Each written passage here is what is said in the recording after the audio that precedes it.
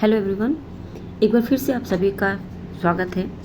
आज की क्लास में सीटेट जुलाई सेकंड पेपर का ये एसएसटी पेपर है और उसमें हम 4 क्लास कर चुके हैं। इसके पहले की जितने भी क्लासेस मैंने 4 करवाई हैं, अगर आप में से किसी ने भी नहीं देखी है तो जाकर देख सकते हैं। इसकी प्लेलिस्ट मैंने बना रखी है। अगर आपको ऐसे नहीं तो फिर इस वीडियो के डिस्क्रिप्शन में जाएंगे तो वहाँ से आपको इसकी प्लेलिस्ट की लिंक मिल जाएगी, आप वहाँ से भी जाकर देख सकते हैं अपनी क्लास, ठीक है ना। और आज का जो ये क्लास रहने वाला है ये 5वां सेट है और मैंने पहले ही बताया था कि एसएसटी की क्लास आपके लिए बहुत ज़्यादा इम्पॉर्टेंट है क्योंकि 60 नंबर जो है आपका यहीं से लिया जाता है अगर आप 6 to 8 का पेपर दे रहे तो, ठीक है ना।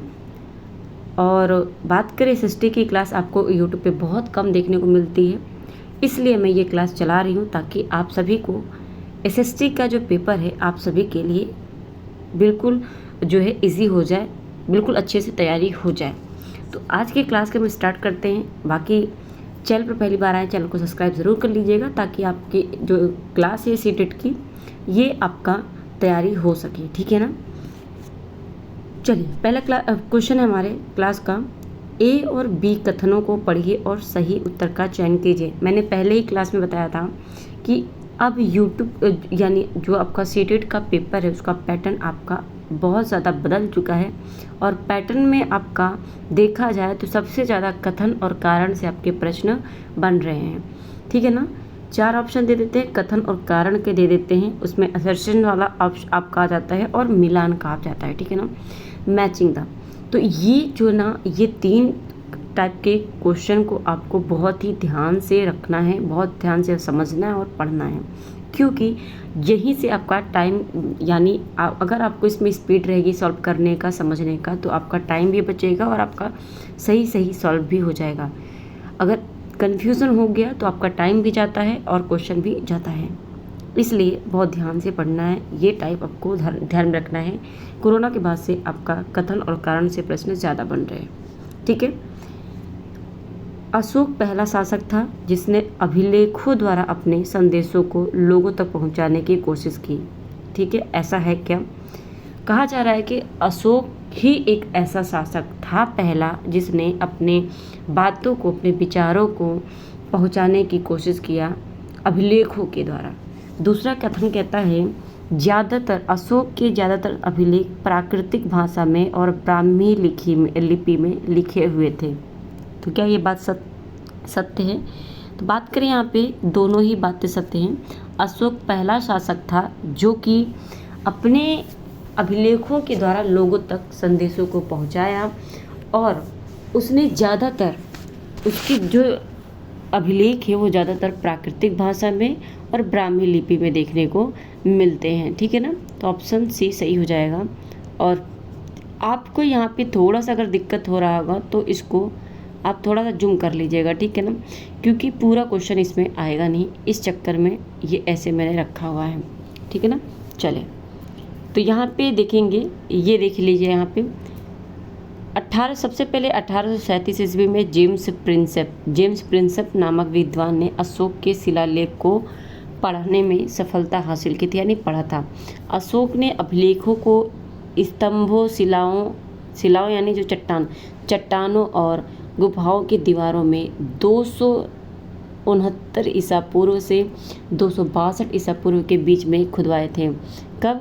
269 ईसा पूर्व से लेकर आपके 262 ईसा पूर्व के बीच में ये खुदवाए थे स्तंभ, लेख और आपके जो गुफा है, चट्टान है, इनको, ठीक है ना। ये ईयर दिया हुआ है और जेम्स प्रिंसेप ने अभिलेखों को सबसे पहले पढ़ा था कब? 1837 में। तो ये बहुत ज़्यादा इम्पॉर्टेंट है, यहाँ से 2 प्रश्न आपके तैयार हुए। अगला प्रश्न है सही अर्थों वाले शब्द का मिलान करिए। तो सही अर्थ बताने हैं स्तूप, मंडप, शिखर, टावर। तो स्तूप, मंडप, शिखर, टावर, और इसमें क्या करना है, आपको मिलाना है, मैच करना है। और ये आपका दिया है टीला और हॉल, तो ये आपका यहाँ पे दिया हुआ है, ठीक है ना। मैं थोड़ा सा इसको दिखा देती हूँ एक बार, ये देखिए।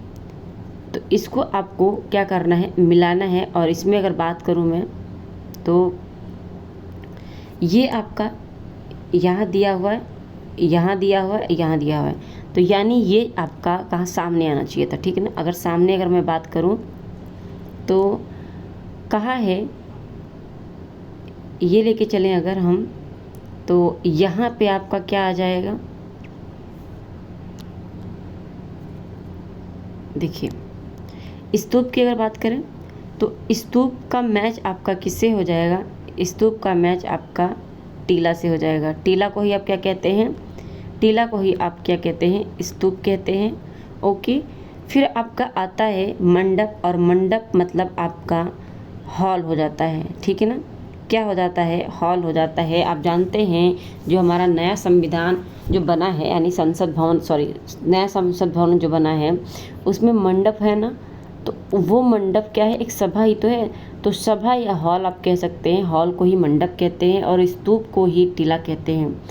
लास्ट आपका आता है शिखर, और शिखर यानी आपका होता है टावर। क्या होता है, कोई भी ऊंचाई तक कोई टावर आप बनाते हैं तो उसको क्या कहते हैं, शिखर भी कहते हैं ना। तो क्या हो जाता है आपका टावर। तो ये आपका हो जाएगा। अब यहाँ पे हम सामने लिख लें, तो सामने अगर हम लिखें यहाँ पे स्तूप, क्या हो जाएगा आपका, स्तूप आपका हो जाएगा टीला, और मंडप आपका हो जाएगा हॉल या आप सभा भी कह सकते हैं, और आपका शिखर क्या हो जाएगा, टावर हो जाएगा, ठीक है ना। तो ये ध्यान में रखेंगे, ठीक है। तो ऑप्शन ए जो है ना आपका, ऑप्शन ए सही हो जाएगा, ऑप्शन ए सही हो जाएगा। सेकंड प्रश्न अपना का आपका प्रश्न है, सेकंड क्वेश्चन यानी थर्ड आपका क्वेश्चन है, आप 18वीं सदी में दिल्ली से मुगल कलाकारों के पलायन के बाद चित्रकला की एक नई विधा के उत्थान पर परियोजना तैयार कर रहे हैं। तो परियोजना यानी प्रोजेक्ट बना रहे हैं। कब, 18वीं सदी में दिल्ली से मुगल का जो कलाकारों के पलायन है, दिल्ली से जो मुगल कलाकार थे वो जो चले गए, उनके जाने के बाद, पलायन के बाद चित्रकला की एक नई विधा का उत्थान हुआ, उस पर परियोजना कार्य की योजना बना रहे हैं। आप छात्रों को किस चित्रकला की जानकारी प्राप्त करने के लिए कहेंगे, बसोली चित्रकला या कांगड़ा चित्रकला, जोधपुर चित्रकला या फिर कोटा चित्रकला, किसके लिए कहेंगे। तो आप क्या कहेंगे, कांगड़ा चित्रकला के बारे में कहेंगे। ये एक नई विधा के उत्थान के रूप में उभरा है, ठीक है ना। कांगड़ा चित्रकला हो जाएगा। बात करें यहाँ पे अगर, तो मुगल कलाकारों के पलायन के बाद यहाँ पे देखिए कांगड़ा चित्रकला का विकास हुआ। भारतीय चित्रकला के इतिहास में मध्य युग में विकसित पहली जो पहाड़ी शैली के अंतर्गत कांगड़ा शैली का विशेष महत्व या स्थान रखता है। तो मुगल कला के कारों के बाद आपका कौन सा आता है, कांगड़ा चित्रकला आता है। अगला प्रश्न है,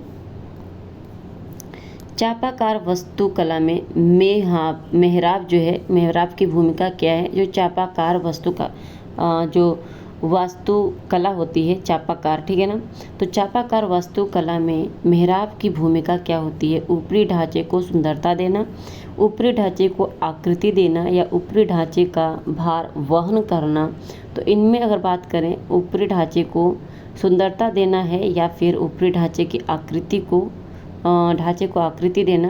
तो इसमें आपका जो ऑप्शन सी है ना, ऊपरी ढांचे का भार का क्या करना है, वहन करना होता है। तो ऑप्शन केवल सी आपका सही हो जाएगा। तो यहाँ पे अगर देखें अगर, तो एक बार नज़र डाल लेते हैं। देखिए चापाकार वास्तुकला में मेहराब की जो भूमिका होती है, ऊपरी ढांचे का भार वहन करना होता है। दरवाजे और खिड़कियों के ऊपर की अधिरचना का भार कभी कभी मेहराबों पर डाल दिया जाता है। वास्तुकला का यह चापाकार रूप था। इसमें मेहराब के मध्य में डाट अधिसंरचना के जो भार को मेहराब की आधारशिला पर डाल देते हैं। अलाई दरवाजे के मेहराब के निर्माण में यही शैली अपनाई गई। तो जो अलाई दरवाज़ा है उसमें मेहराब ही शैली अपनाई गई है। अगला प्रश्न है आपका, तवारीख पर दिए गए, ठीक है, ABCD वक्तव्यों पर विचार कीजिए और सही उत्तर का चयन कीजिए। तो किसके बारे में बताना है, तवारीख पे। तवारीख के बारे में दिया हुआ है और इसमें क्या सही है क्या गलत है तवारीख के बारे में। सही उत्तर का चयन करना है। तवारीख के लेखक गांव में रहते थे, ऐसा है क्या? उन्होंने सुल्तान से पुरस्कार पाने के लिए उनके इतिहास लिखे, या फिर इन लेखकों ने शासकों को सामाजिक व्यवस्था बनाए रखने की सलाह दी थी। तो जो तवारीख लेखक थे ये क्या करते थे आपका, ये एक तो लेखकों ने ये लेखक क्या करते थे, शासक को सामाजिक व्यवस्था बनाए रखने के लिए सलाह देते थे, और दूसरा ये काम करते थे पुरस्कार पाने के लिए। बाकी यहाँ पे जो दिया है कि ये गांव में रहते थे तो ये बात असत्य है, और यहाँ पे बात करें तो बी और सी आपका सही हो जाएगा, लेकिन आपका जो ए है ये आपका रॉन्ग हो जाएगा। तो ऑप्शन डी सही हो जाएगा। तवारीख के लेखक सचिव, प्रशासक, कवि और दरबारी थे जो घटनाओं का वर्णन करते थे और और शासकों को प्रशासन संबंधित सलाह देते थे। ठीक है, वे न्याय संगत शासन के महत्व पर बल देते थे। तवारीख के लेखक शहरों मुख्यतः दिल्ली में रहते थे। तो ये ध्यान में रखना है कि तवारीख के लेखक गांव में नहीं बल्कि कहाँ पे रहते थे, दिल्ली में या फिर शहरों में रहते थे, और शायद ही कवि गांव में रहते थे। वे अक्सर कीमती पुरस्कार की उम्मीद में सुल्तानों के लिए उनका इतिहास लिखते थे। वे शासकों को जन्मसिद्ध अधिकार और लिंग भेद के आधार पर एक आदर्श सामाजिक व्यवस्था बनाए रखने की सलाह भी देते थे। तो ये ध्यान में रखना है। अगला प्रश्न है, निम्नलिखित वक्तव्यों ए बी पर विचार कर सही उत्तर का चयन कीजिए। तो ये कथन दिया है, मैंने बोला था कि कथन से ही आपके ज़्यादा प्रश्न आते हैं, और ये कोरोना के बाद से आपका यही प्रश्न आ ही रहा है। ठीक है ना, तो यहाँ से अगर आपने पढ़ लिया तो आपका बहुत ज़्यादा अच्छा पेपर जाएगा। एसएसटी का पेपर आपका यहाँ से आपका 60 प्रश्न कोई नहीं छीन सकता अगर आपने अच्छे से सीटेट को अच्छे से समझ लिया तो। ठीक है, बात करें यहाँ पे वक्तव्य के कथन का, तो पहला स्टेटमेंट है आपका, हिंदुस्तान शब्द का अर्थ समय के साथ विकसित होता गया। ठीक है, दूसरा स्टेटमेंट है आपका, 13वीं शताब्दी में, कब?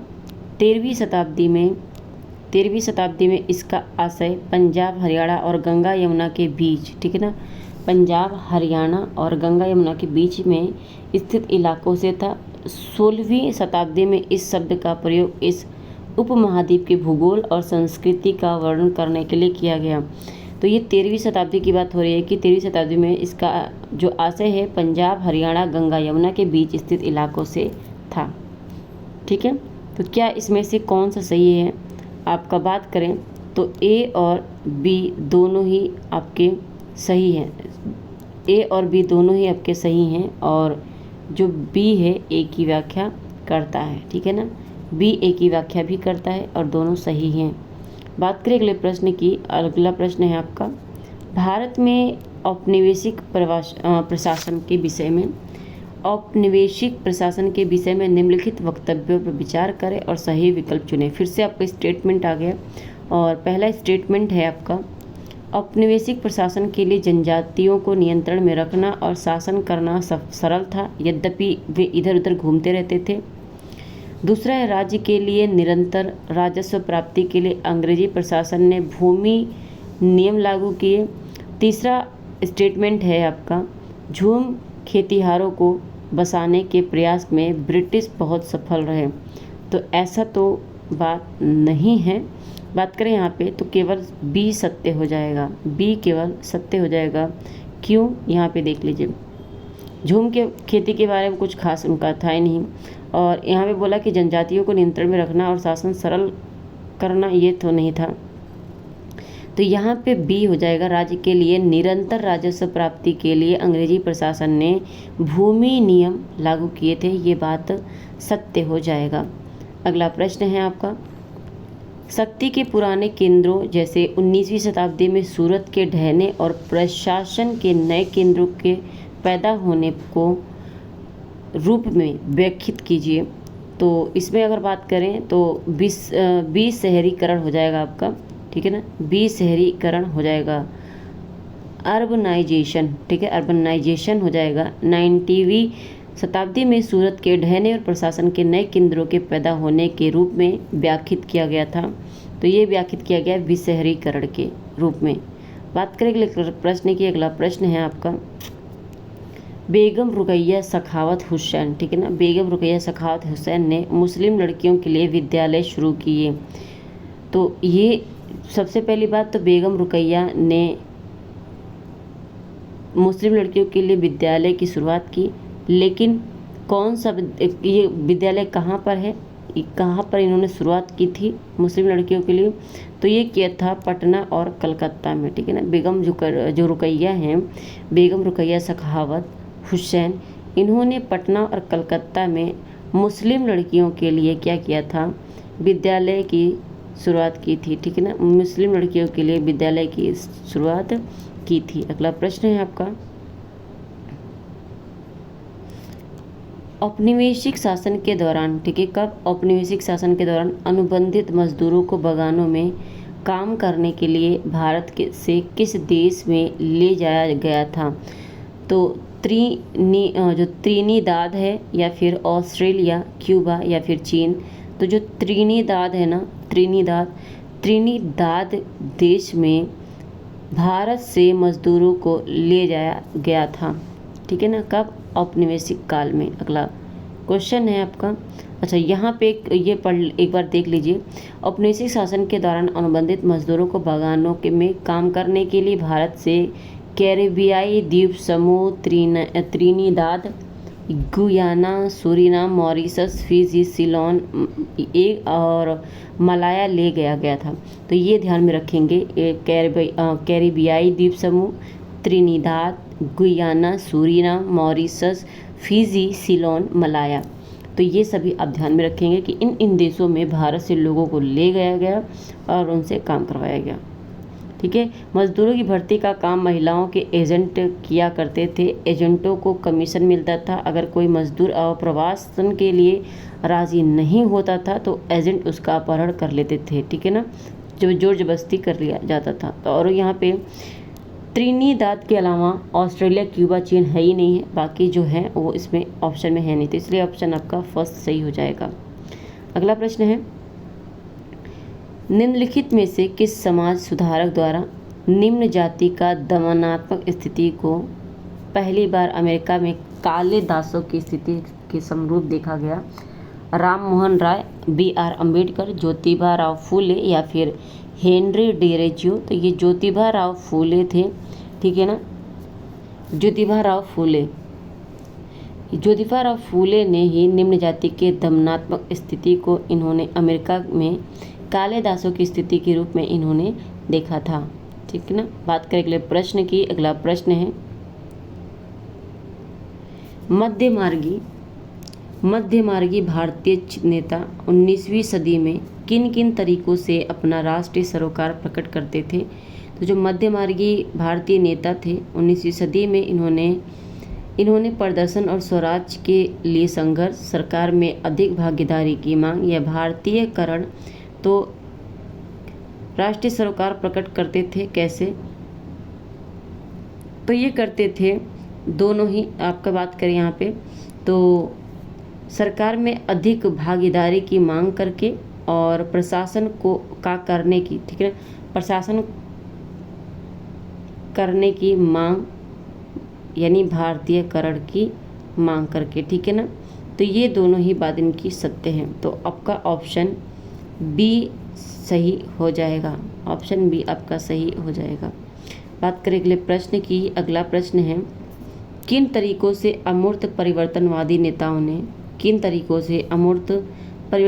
नेताओं ने 19वीं सदी में किन किन तरीकों से अपने राष्ट्रीय सरोकार प्रकट किए? तो ये अमूर्त परिवर्तनवादी नेताओं के द्वारा की बात की गई है।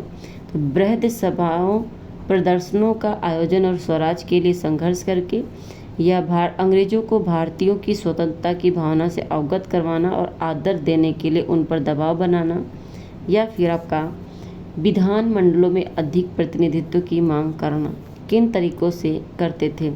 तो ये आपका अगर बात करूँ मैं तो यहाँ पे अगर बात करें तो बृहद सभा प्रदर्शनों का आयोजन और स्वराज के लिए संघर्ष करके ये प्रकट करते थे। बाकी तो इनका कोई ऐसा नहीं था, ठीक है ना। बात करें अगले प्रश्न की। अगला प्रश्न है भारत का पहला, ठीक है, भारत का पहला उप प्रधानमंत्री कौन था? मौलाना आज़ाद, सी राजगोपालाचारी, सरदार वल्लभ भाई पटेल या खान अब्दुल गफ्फार?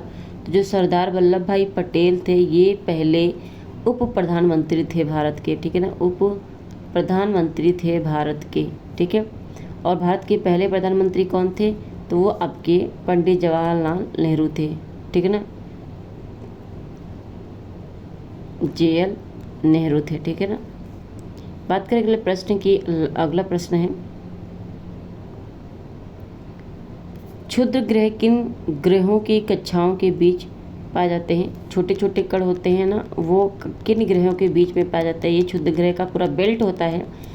ये आपका सूर्य है, ठीक है ना, क्या है? सूर्य है, बुध है, और ये आपका शुक्र है, ये पृथ्वी है, और ये मंगल है, ठीक। फिर यहाँ पे आपको आता है बृहस्पति, शनि, अरुण और वरुण आ जाता है। तो ये आप देखेंगे मंगल, ठीक है, मंगल, और इधर आपका आ जाता है बृहस्पति। बृहस्पति आप देख सकते हैं इसके बीच में, मंगल और बृहस्पति के बीच में ही आपका जो क्षुद्र ग्रह के बीच क्षुद्र ग्रह होते हैं ना वो पाए जाते हैं। और ये क्या है? आपके क्षुद्र ग्रह हैं। क्या हैं? एस्ट्रॉयड होते हैं, ठीक है ना, ये क्षुद्र ग्रह हैं, एस्ट्रॉयड हैं, ठीक है ना, ये बात ध्यान में रखेंगे। तो ऑप्शन ए आपका सही हो जाएगा। मार्स और जुपिटर के बीच में पाया जाता है क्षुद्र ग्रह। ओके, अगला प्रश्न है आपका किसी स्थान के बारे में निम्न सूचनाओं पर विचार करें। तो कोई स्थान है उसके बारे में विचार करना है। यह 30 डिग्री अक्षांश पर स्थित है। कोई स्थान है जिसके बारे में कहा जा रहा है कि 30 डिग्री पर स्थित है। यह उत्तरी गोलार्ध में भी स्थित है। 30 डिग्री पर उत्तरी गोलार्ध में स्थित है। यह प्रमुख यामोत्तर से पूर्व में स्थित है, यानी इधर साइड में स्थित है। इस स्थान की ग्लोब पर सही स्थिति दर्शाने हेतु आपका बात करूं यहाँ पे, तो ये किसके बारे में बता रहा है? तो यहाँ पे अगर बात करूं, इस स्थान की ग्लोब पर सही स्थिति दर्शाने हेतु की बात कर रहा है। तो यहाँ पे अगर बात करूं तो जो डाटा है ना वो अपर्याप्त है, ठीक है ना, डाटा अपर्याप्त है, क्योंकि जो पूरी सूचना है वो नहीं, किसके बारे में बात हो रही है ये नहीं हो रही है इसमें, ठीक है ना, तो डाटा अपर्याप्त है। अगला प्रश्न है आपका, अगर हम उत्तरी ध्रुव से दक्षिणी ध्रुव की तरफ जा रहे हैं तो उन रेखाओं का अनुक्रम क्या होगा जिन्हें हम पार करेंगे? तो ये आपका गोलार्ध है और ये आपका 0 डिग्री, और दूसरा आपका बात करें ध्रुव से, ये पोल है, ध्रुव है। तो ध्रुव से दक्षिण की ओर पूछा है। ध्रुव से अगर आप दक्षिण की ओर जाते हैं तो ये आपका क्या है, उनका अनुक्रम क्या होगा, ठीक है ना, जिन्हें हम पार करेंगे। तो आप किसे पार करेंगे? तो सबसे पहले तो आप उत्तरी ध्रुव को पार करेंगे, ठीक, उत्तरी ध्रुव जो व्रत होता है। उसके बाद आप कर्क रेखा को पार करेंगे, फिर आप विषुवत रेखा को पार करेंगे, मकर रेखा और दक्षिणी ध्रुव व्रत, ठीक है ना। फिर आपका आता है यहाँ पे दक्षिणी ध्रुव। तो ये दक्षिणी ध्रुव पहले आएगा नहीं, क्योंकि हमें उत्तर से दक्षिण में जाना है। उत्तर पूर्व व्रत, मकर रेखा, विषुवत रेखा, ये गलत है, मकर रेखा तो आपका दक्षिण में आता है। फिर आपका आता है यहाँ पे दक्षिणी ध्रुव की बनाते, तो पहला आपका सही हो जाएगा। कि पहला आपका सही हो जाएगा क्यों, मैं बताती हूँ।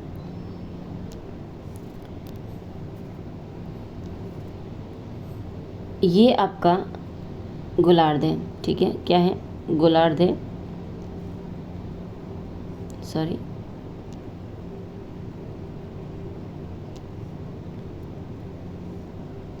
ये आपका गोलार्ध है, ठीक है। और बात करूँ मैं यहाँ पे, तो 0 डिग्री ये क्या है, विषुवत रेखा है, और ऊपर आप देखेंगे तो ये 23.5 डिग्री आपका क्या है, 23.5 डिग्री कर्क रेखा है, ठीक है ना, क्या है, कर्क रेखा। फिर यहाँ पे देखेंगे तो 66.5 डिग्री आपका क्या पड़ता है, ये आपका पड़ता है, और दूसरा आपका यहाँ पे ये आपका पड़ता है 90 पर ध्रुव, और यहाँ पे दक्षिण में पड़ता है ध्रुव, ठीक है ना। और यहाँ पे जब नीचे जाएंगे दक्षिण में तो आपका 23.5 डिग्री कर्क रेखा नहीं बल्कि मकर रेखा मिलता है, ठीक है ना। 23.5 डिग्री मकर रेखा पड़ता है, और फिर आपका यहाँ पे 23.5 66 डिग्री आपका वही पड़ता है आपका, ठीक है ना। तो फिर यहाँ पे अगर बात करूँ मैं, ठीक है, यहाँ पे अगर मैं बात करूँ तो अब सीक्वेंस देखिए। सबसे पहले आपका उत्तरी गोलार्ध से अब आ रहे हैं, यानी उत्तरी ध्रुव से जब आ रहे हैं दक्षिण की तरफ, तो सबसे पहले देखिए ये आपका ऐसे जाना है दक्षिण में। तो सबसे पहले आपका उत्तरी ध्रुव पड़ेगा, उसके बाद आपका ये पड़ना चाहिए था 66.5 डिग्री वाला, ठीक है ना, लेकिन ये नहीं पड़ रहा है, तो कर्क रेखा लेंगे आप, ठीक है ना। और अगर बात करें तो ध्रुव से आ रहे हैं तो ये उत्तर ध्रुव व्रत है, ठीक है ना, ये 66.5 डिग्री उत्तर ध्रुव व्रत है, तो ये आपका पड़ेगा। उसके बाद कर्क रेखा, फिर विषुवत रेखा, फिर मकर रेखा, फिर आपका दक्षिणी ध्रुव व्रत रेखा, फिर आपका वो पड़ेगा ध्रुव, ठीक है ना। तो ये आपका ऑप्शन इसीलिए आपका 1 सही हो जाएगा। अगला प्रश्न है आपका कथन यानी कथन और कारण से आपका है, स्टेटमेंट वाला प्रश्न है। और स्टेटमेंट वाले प्रश्न में अगर मैं बात करूं तो पहला स्टेटमेंट है हिंद महासागर का आकार अंग्रेजी के एस अक्षर के आकार का है, ऐसा है क्या। दूसरा स्टेटमेंट है हिंद महासागर एस का आकार जो आकार है, हिंद महासागर का आकार एस आकार प्रकृति पोताश्रय और पत्थरों के लिए आदर्श स्थिति है, ऐसा है क्या। तो इनमें से सही विकल्प चुनना है, और ये दोनों ही बात इनके असत्य हैं। हिंद महासागर की नहीं बल्कि किसकी, ये अटलांटिक महासागर की बात पूरा डाटा था। अटलांटिक महासागर की ये डाटा था, वो इस प्रकार का दिखाई देता है। ओके, अगला प्रश्न है आपका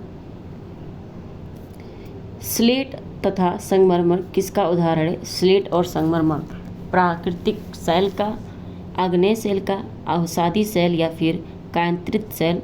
तो कायांतरित शैल यानी जो मेटामॉर्फिक रॉक्स होते हैं उनका है ये उदाहरण संगमरमर और स्लेट।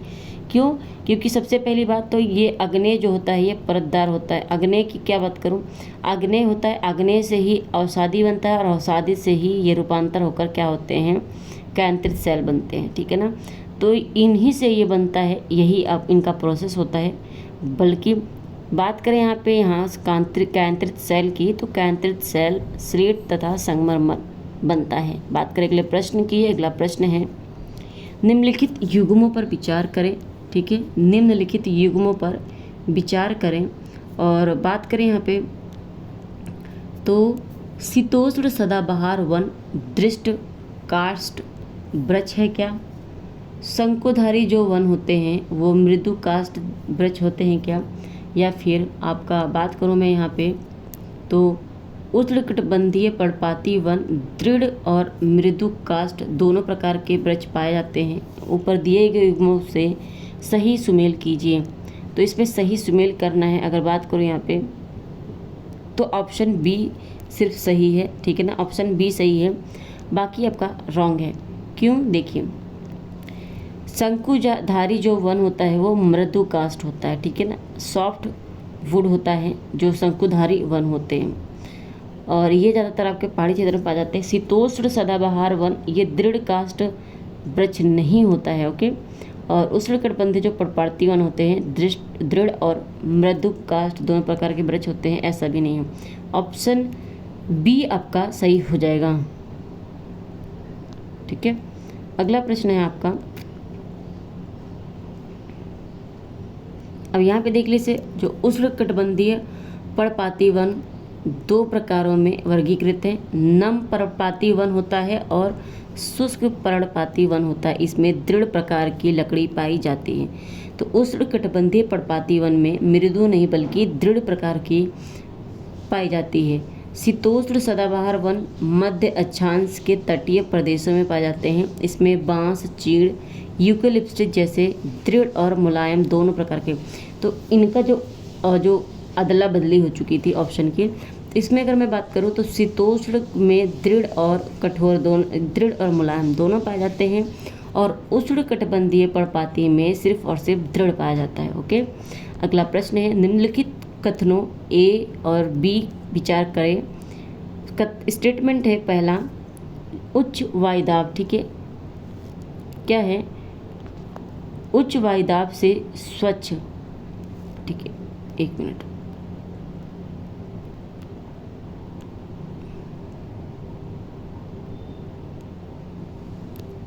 उच्च वायुदाब से स्वच्छ आकाश, शुष्क व अचल मौसम बनता है।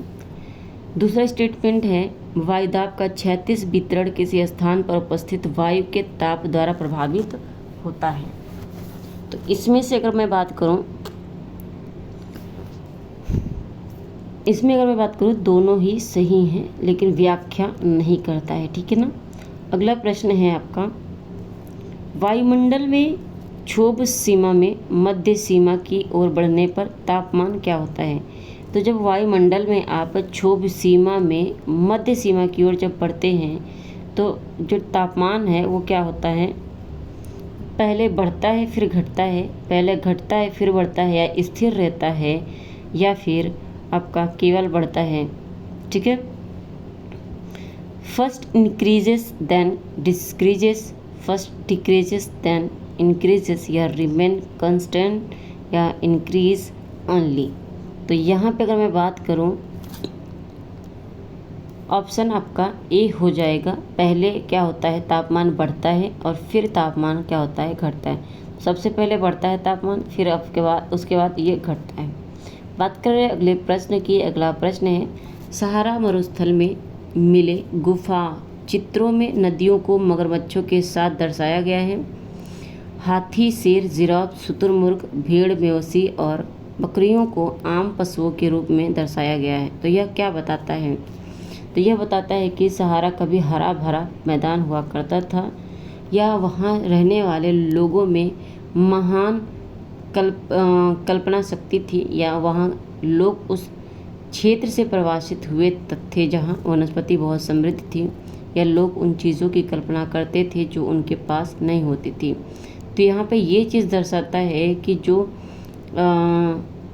कि सहारा मरुस्थल कैसा था, कभी हरा भरा हुआ करता था, ठीक है ना, कभी हरा भरा हुआ करता था। अगला प्रश्न है आपका, खनिजों और शैलों के संदर्भ में बताना है। खनिजों और शैलों के संदर्भ में सही कथन बताना है। सामान्यतः धात्विक खनिज आग्नेय और कायांतरित शैल समूहों में पाए जाते हैं। दूसरा है, अगर किसी शैल में तांबा तो उसका रंग नीला होगा। सभी खनिज अयस्क शैल नहीं होते हैं, सभी शैल खनिज अयस्क नहीं होते हैं। तो इसमें से क्या हो जाएगा आपका, ये हो जाएगा,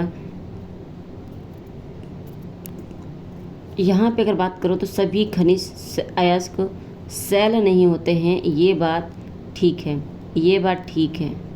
अच्छा, यहाँ पे ये बात आपका गलत है, बाकी आपका ठीक है। सभी खनिज अयस्क शैल होते हैं, क्या सभी खनिज अयस्क शैल होते हैं, ये बात सत्य है, इसीलिए ये गलत है। और यहाँ पे सही पूछा था और ये नेगेटिव दिया, तो नेगेटिव नहीं लेंगे हम। यहाँ पे पूछा है तो धात्विक खनिज आग्नेय और कायांतरित शैल समूह में पाए जाते हैं। यस, अगर किसी शैल में तांबा मिला दिया जाता, तांबा होता है तो नीला होता है उसका रंग, और सभी शैल खनिज अयस्क नहीं हो जाते हैं, ठीक है ना, सभी शैल खनिज अयस्क नहीं होते हैं, ये बात भी सत्य है।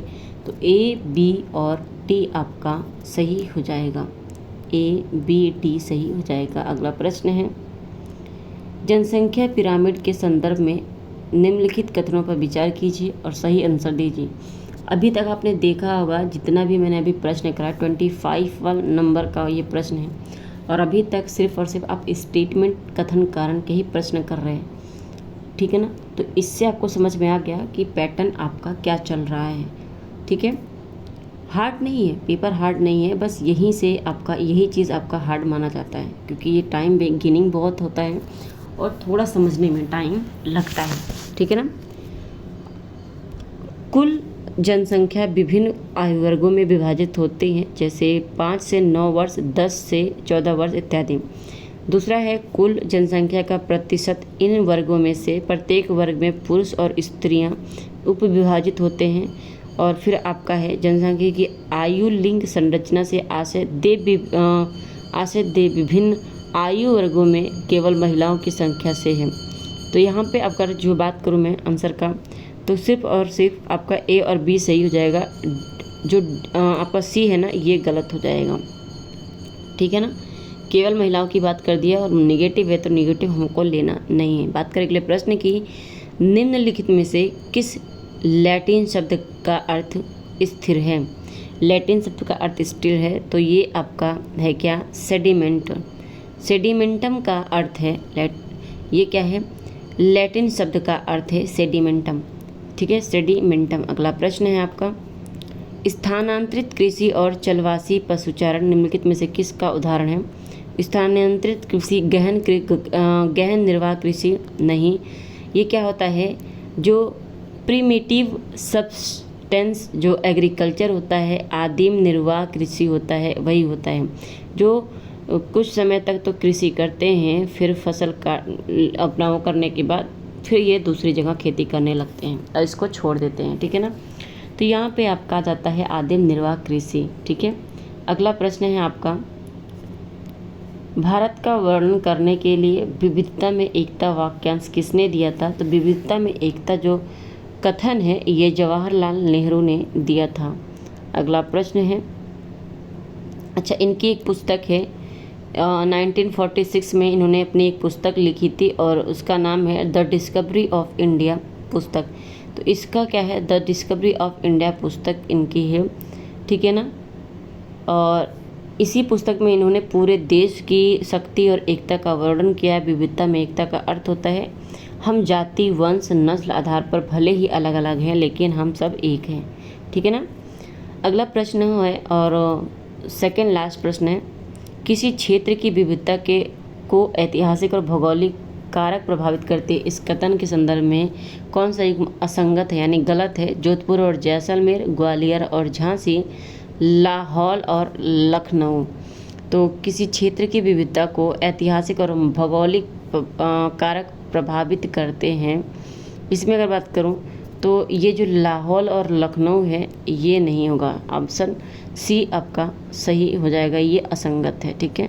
बाकी आपका ग्वालियर झांसी है, लाहौल लखनऊ से संबंधित है नहीं, जोधपुर जैसलमेर संबंधित है, ग्वालियर झांसी संबंधित है, दार्जिलिंग और कालीपोंग भी संबंधित है, लाहौल और लखनऊ का कोई संबंध नहीं है। लास्ट प्रश्न है आज के हमारे क्लास का, भारतीय संसद में कौन सम्मिलित नहीं है। नेगेटिव पूछा है तो नेगेटिव ही। तो संसद हमारा कितने लोगों से मिलकर बनता है। सबसे पहली बात तो संसद किससे बनता है, संसद आपका पहला आपका राष्ट्रपति, ठीक है ना, राष्ट्रपति। दूसरा आपका है राज्यसभा, ठीक है, और तीसरा आपका है लोकसभा। तो इन तीन से मिलकर बनता है। आप देख लीजिए यहाँ पे राष्ट्रपति है, लोकसभा है, राज्यसभा है और विधानसभा नहीं। तो विधानसभा राज्य में आता है, राज्य वाले यानी विधानसभा आपका विधानमंडल में आता है। तो यहाँ से तो होगा नहीं, सेंट्रल लेवल की बात हो रही है, तो संसद में ये तीन आते हैं और विधानसभा नहीं आता है। तो आपका ऑप्शन डी सही हो जाएगा। कैसा लगा क्लास कमेंट करके ज़रूर बताइएगा। चैनल पर पहली बार आए, चैनल को सब्सक्राइब जरूर कर लीजिएगा, बेल आइकन प्रेस कर लीजिए और क्लास को शेयर ज़रूर कर दीजिए अपने साथियों को, शेयर करके उन्हें भी इस क्लास से जोड़ लीजिएगा। और इस PDF को मैं टेलीग्राम पे दे दूँगी, टेलीग्राम का लिंक मैं इसी वीडियो के डिस्क्रिप्शन में दे दूँगी, आप वहाँ से जाकर ले लीजिएगा। और दूसरी बात बताऊँ तो टेलीग्राम को फॉलो ज़रूर कर लीजिएगा ताकि आपको जितनी भी नोटिफिकेशन इन्फॉर्मेशन है वो आपको मिलती रहे। वहाँ पे मैं क्लासेस भी डाल देती हूँ और वहाँ पे PDF भी, और बाकी आपका जो अदर इन्फॉर्मेशन है आपके जॉब को लेकर या फिर टीचिंग से संबंधित, तो वो आपको वहाँ पे टेलीग्राम पे मिल जाता है। इसके अलावा मैंने NCERT की जो क्लास स्टार्ट की है, तो NCERT में मैंने 17 क्लास करवा दी है। NCERT की पूरी आपकी 6 से लेके 12 तक का पूरा NCERT का सार करवा रही हूँ और इसमें मैंने 17 क्लास करवा दिए हैं। अब अगर आपने नहीं देखी तो जाकर देख लीजिए।